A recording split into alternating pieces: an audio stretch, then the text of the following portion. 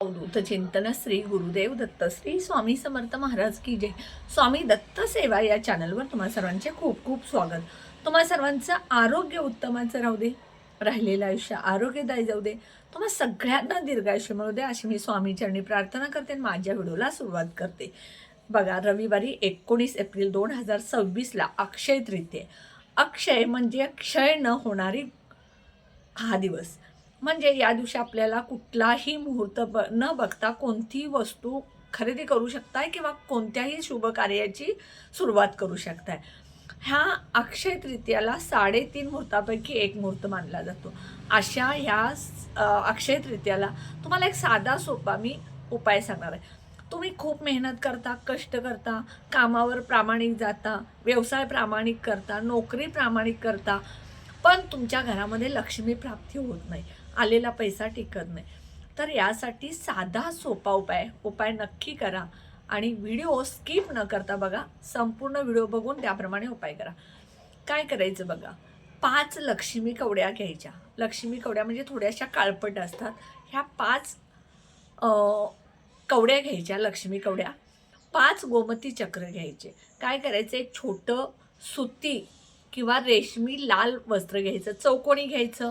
त्यामध्ये ह्या वस्तू बांधता येतील असं रुमालाच्या आकाराचं घेतला तरी चालेल किंवा वहीच्या पानाच्या आकाराचं घेतला तरी चालेल। एक लाल कापड घ्यायचं, त्यामध्ये काय करायचं, ह्या लक्ष्मी कवड्या थोड्याशा काळपट असणाऱ्या त्यावरती ठेवायच्या।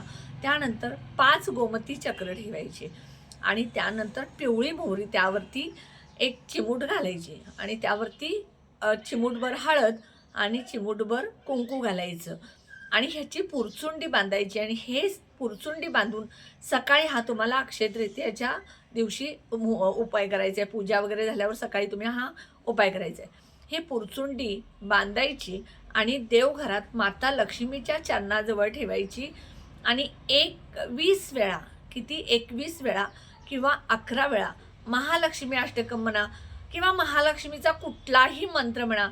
ओम महालक्ष्मीचे विद्महे विष्णू पत्नीच्या धीमहि तन्नो लक्ष्मी प्रचोदयात हा 21 वेळा म्हटला तर चालेल।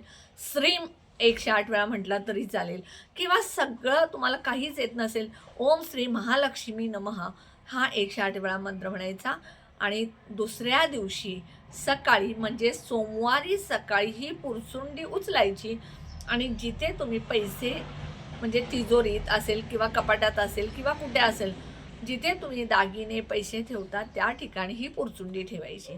हा उपाय तुम्ही करा, नक्की तुमच्या घरात आलेला पैसा टिकेल, तुम्ही केलेल्या कष्टाचं मेहनतीचं चीज होईल आणि तुम्हाला तुमच्या मनासारखा पैसा नक्कीच मिळेल। फक्त प्रामाणिक राहा, कर्म चांगले करा आणि कष्ट व्यवस्थित करा। व्हिडिओ कसा वाटला नक्की कमेंट बॉक्समध्ये सांगा। व्हिडिओला जास्तीत जास्त शेअर करा, लाईक करा, ऑल बटनला क्लिक करा, त्यामुळे माझे छोटे छोटे उपाय सेवा तोडगे करतील। आणि जे कोणी माझा व्हिडिओ नवीन बघत असतील त्यांनी प्लीज माझ्या व्हिडिओला सबस्क्राईब करायला विसरू नका। कमेंट बॉक्समध्ये श्री स्वामी समर्थ लिहा।